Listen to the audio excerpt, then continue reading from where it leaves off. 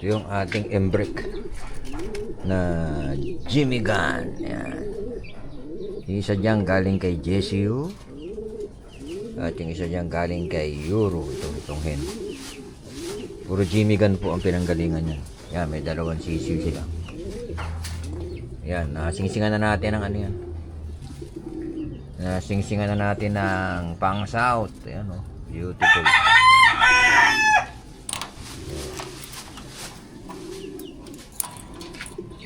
Yan, yung ating mga pula. Yan, may sisiw sila, dalawa. Wow. Oh, dalawa sisiw nila. Imbrick yan. Imbrick na parehas inbreed na imbrick. So, straight bred ba ang tawag dito? Parang gano'n, straight bred kasi isang linyada pero galing sa magkaibang lot. Yan. Yun. Maraming salamat sa panonood. So, ito naman yung Victor Lim, yung babae, yung may white light. Yung lalaki, kay Alan Chan po yan. Galing po yan kay, kay Euro. Euro po, kay Euro. Euro Altus ng Bulabog Log sa Malolos. So, ito pinahiram lang po sa atin to. Ito, galing daw kay Alan Chan yan. Ito, Victor Lim, ang lahi. Na ang tatay daw nito, kung di ako nagkakamali, is Matnog finisher po. First place. First place ng lap winner ng Matnog, first place. Ang tatay nito. Pinakita pa sa akin yung trophy. Itong kay Alan Chan, sabi niya, direct ata ito. Direct from Alan Chan. Hindi ako sure. Basta Alan Chan po ang lahian nitong to. Itong lalaki. Ito babae po yan. Mas malaki yung babae. So, actually, na first class ko na yan. Kaso nga po yung bulutong di nakayanan ng kalapate. Kasi sa dami. Ang ganda sila. Ang ganda matay din. So, yun. Maraming salamat sa panonood, mga kalulu. Ito naman, Tomiso. Galing din kay... Ay, hindi pala. Itong isa, Tomiso, galing kay galing kay JCU. Itong isa is Vandenbroek, galing kay yan.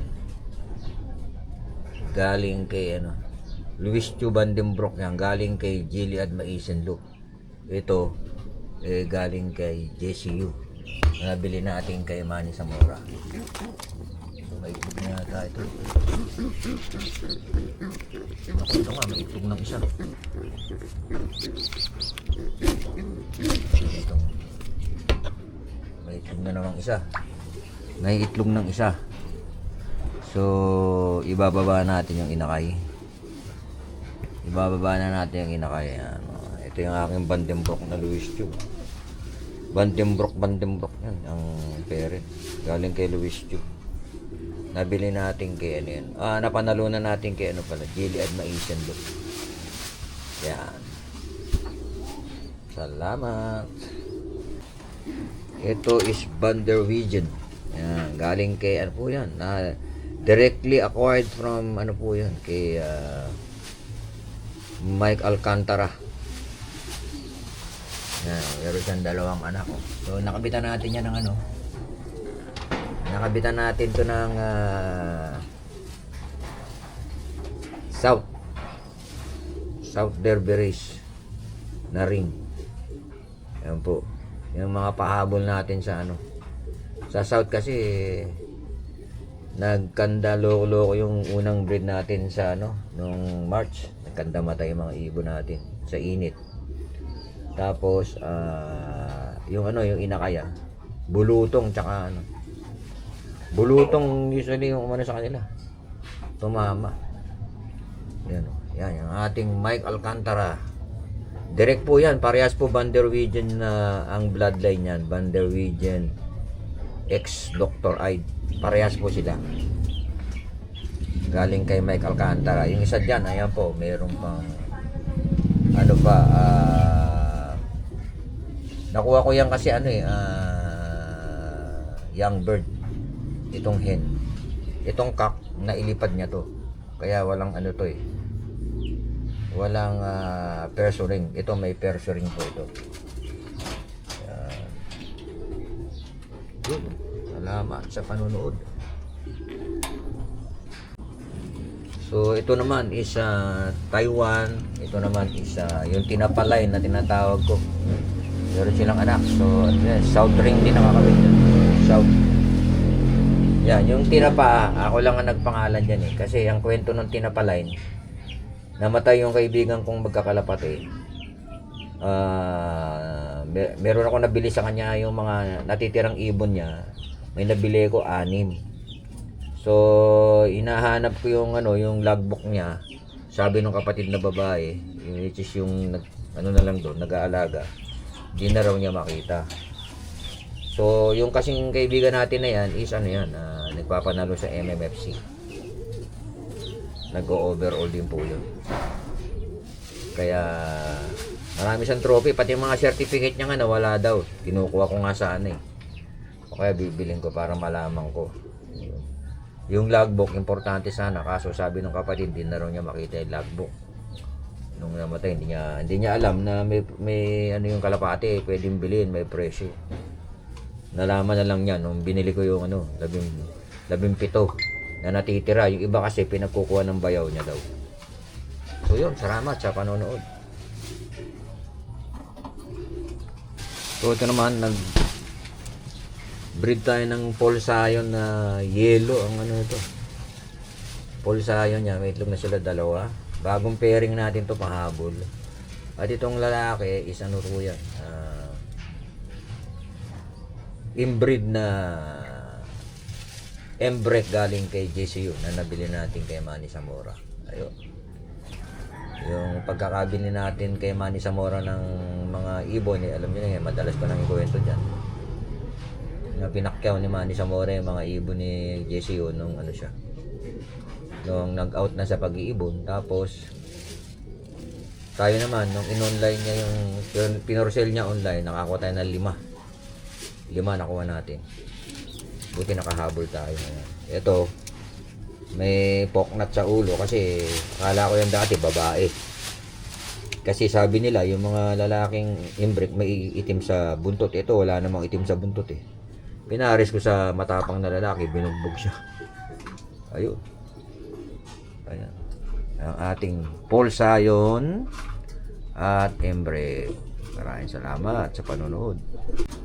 Ito naman yung ating Vandenbroek. Galing din kay JC yan. Nabili natin kay Manny Zamora. So may 2 siya ng anak. So gusto kong mag-produce ng mga puti na ganitong itsura. Isa lalaki. Yan.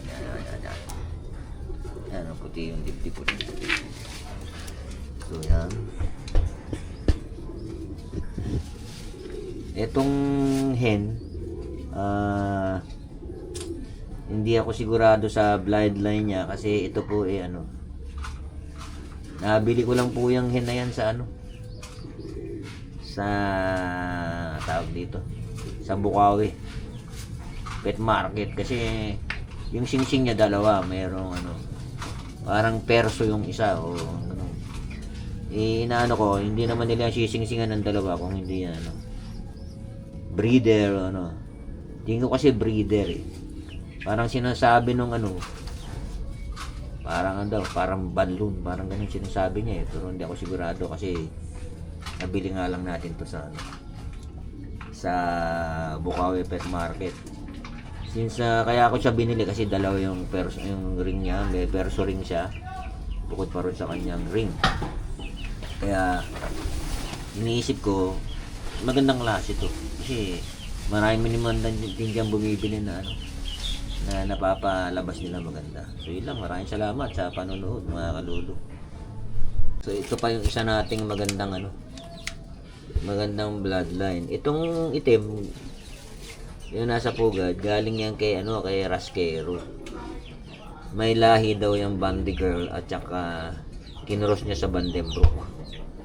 Yan. Itong lalaki is Mike Alcantara look po yan. Yan yung nakuha nating young bird perso ring ni ni Mike Alcantara. So yan.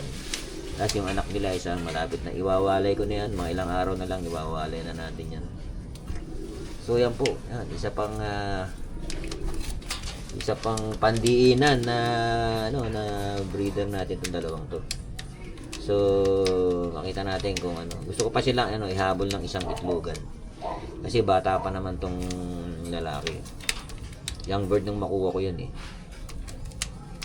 So yan, meron na silang isang anak. Sana maipanalo natin. Yun, salamat.